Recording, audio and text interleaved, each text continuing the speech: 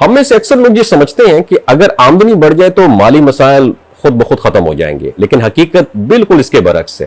دنیا میں بہت سارے لوگ زیادہ کمانے کے باوجود بھی پریشان رہتے ہیں، کیونکہ اصل مسئلہ پیسہ کمانا نہیں بلکہ اسے صحیح طریقے سے یوٹیلائز کرنا ہوتا ہے۔ جاپان کے لوگ اس راز کو بہت اچھی طرح سمجھتے ہیں، اس لیے انہوں نے اپنی روزمرہ زندگی میں ایسے سادہ مگر طاقتور اصول اپنائے جو نہ صرف خرچ کو کنٹرول کرتے ہیں بلکہ اپنی مضبوط ایک پرسکون فائنینشل مستقبل بھی رکھتے ہیں۔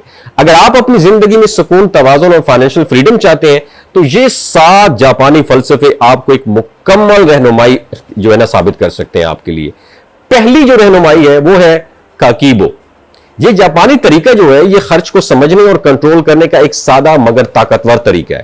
اس میں آپ ایک نوٹ بک میں اپنی آمدنی، اپنی ارننگ اور اخراجات لکھتے ہیں اور خود سے 4 سوال پوچھتے ہیں۔ میرے پاس کتنے پیسے ہیں؟ میں کتنا بچانا چاہتا ہوں؟ میں نے کتنا خرچ کیا اور میں اسے کیسے بہتر کر سکتا ہوں؟ اس عادت سے آپ کو یہ احساس ہوتا ہے کہ پیسہ کہاں جا رہا ہے اور آپ آہستہ آہستہ غیر ضروری اخراجات کم کرنے لگ جاتے ہیں۔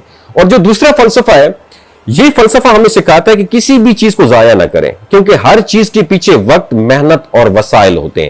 اگر کوئی چیز استعمال میں نہیں ہے تو اسے پھینکنے کی بجائے اس کی ریپیئرنگ کر دیں، کسی کو دے دیں یا کسی کے کام میں، کسی اور کام میں یوٹیلائز کر لیں۔ اس سوچ سے نہ صرف پیسے کی بچت ہوتی ہے بلکہ زندگی میں گریٹیچیوڈ، شکر گزاری بھی پیدا ہوتی ہے۔ تیسری جو چیز ہے مینیملزم۔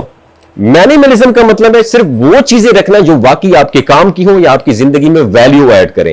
جب آپ غیر ضروری چیزیں کم کرتے ہیں تو آپ کے فیصلے آسان ہو جاتے ہیں اور آپ جذباتی خریداری سے بھی بچ جاتے ہیں۔ کم چیزیں، کم خرچ اور زیادہ ذہنی سکون، یہی اس فلسفے کی اصل پاور ہے۔ چوتھی جو چیز ہے یہ ہے ڈیلیڈ گریٹیفیکیشن۔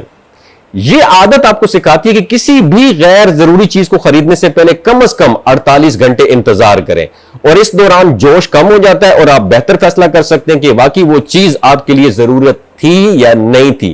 تو اس سادہ سے 48 گھنٹے وقفے سے آپ بہت ساری فضول خریداری سے بچ سکتے ہیں۔ ایک اور اصول میں آپ کے ساتھ شیئر کرتا ہوں، وہ ہے کائزن۔ کائزن کا مطلب یہ ہے مسلسل بہتری، یعنی روزانہ تھوڑا تھوڑا بہتر ہونا۔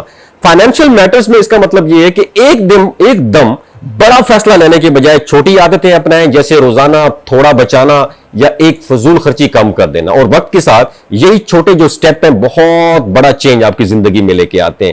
اس کے بعد شو ہے ری، یہ 3 مرحلوں پر مشتمل سیکھنے کا ایک طریقہ ہے۔ پہلے مرحلے میں آپ اصولوں کو فالو کرتے ہیں، دوسرے میں انہیں اپنی ضرورت کے مطابق ڈھالتے ہیں، اور تیسرے میں اپنا ایک یونیک طریقہ بنا لیتے ہیں۔ اور مالی زندگی بھی یہی اپروچ اپنائیں آپ کہ پہلے سیکھیں، پھر ایڈجسٹ کریں اور آخر میں ایک سسٹم بنائیں۔ اور اس کے بعد ایک اور زبردست اصول جو مجھے بہت زیادہ اٹریکٹ کرتا ہے وہ ہے اکیگائی۔